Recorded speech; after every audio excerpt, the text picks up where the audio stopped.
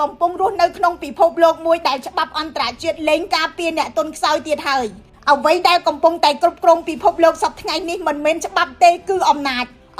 ដែលផ្អែកទៅលើច្បាប់ព្រៃសូមក្រឡេកមើលអ្វីដែលបានកើតឡើងរវាងប្រទេសកម្ពុជានិងប្រទេសថៃនៅពេលដែលថៃចោទកម្ពុជាដាក់មានថ្មីនៅពេលថៃចោទកម្ពុជាថាឈ្លានពាននៅពេលដែលថៃយកលេសហ្គេមអនឡាញទម្លាក់គ្រាប់បែកលើកម្ពុជាថៃមិនរងចាំអាញាកណ្ដាលអន្តរជាតិមិនចាំការស៊ើបអង្កេតរួមគ្នាហើយក៏មិនចាំការផ្ទៀងផ្ទាត់ដោយអព្យាក្រឹតដែរថៃបានប្រើកម្លាំងយោធាទាំងកំរោលទ័ពអាកាសថៃបានចូលវាយប្រហារជ្រៅនៅក្នុងដែនដីកម្ពុជាលើសពី100គីឡូម៉ែត្រពីព្រំដែនទីតាំងប្រវត្តិសាស្ត្រត្រូវបានខូចខាតជនស៊ីវិលកម្ពុជាស្លាប់ជាង20នាក់របួសប្រហែល80នាក់និងភៀសខ្លួនជាង60,000នាក់កម្ពុជាបានស្វែងរកកែវភ្នែកយុត្តិធម៌ពីច្បាប់អន្តរជាតិកម្ពុជាបានទទួលយកការសម្របសម្រួលព្រមឈប់បាញ់ព្រមឲ្យមានការត្រួតពិនិត្យផ្ទៀងផ្ទាត់ពីភាគីទី3ក៏ប៉ុន្តែថៃមិនព្រមទេថៃប្រើអាវុធជាង10ប្រភេទវាយសង្គ្រប់ខ្ទប់ដង្ហើមកម្ពុជាមានទាំងយន្តហោះចម្បាំង F16 Gripen T50 AT6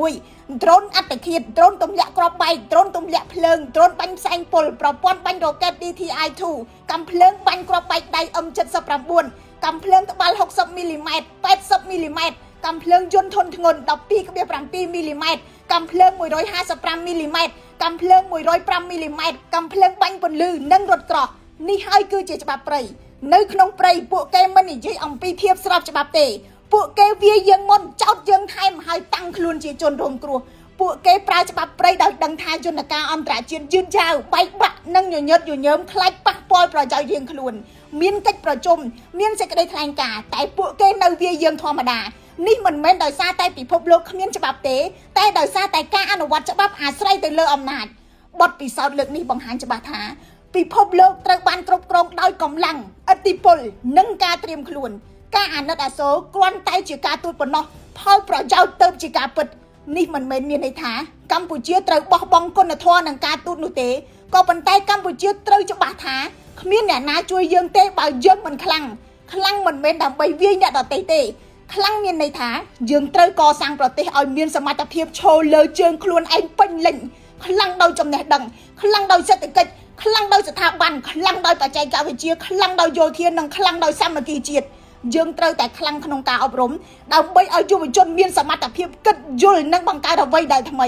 យើងត្រូវតែខ្លាំងក្នុងសេដ្ឋកិច្ចដើម្បីកាត់បន្ថយការពឹងផ្អែកលើអ្នកដទៃនិងអាចសម្រេចចិត្តដោយសេរីយើងត្រូវតែខ្លាំងក្នុងស្ថាប័នដើម្បីឲ្យរដ្ឋដំណើរការបានដោយប្រសិទ្ធភាពគ្មានអំពើពុករលួយយើងខ្លាំងដើម្បីរក្សាសន្តិភាពខ្លាំងដើម្បីរក្សាអធិបតេយ្យភាពនិងខ្លាំងដើម្បីអនាគតកូនចៅកម្ពុជាខ្ញុំរស់សុធាពី News Today NTTV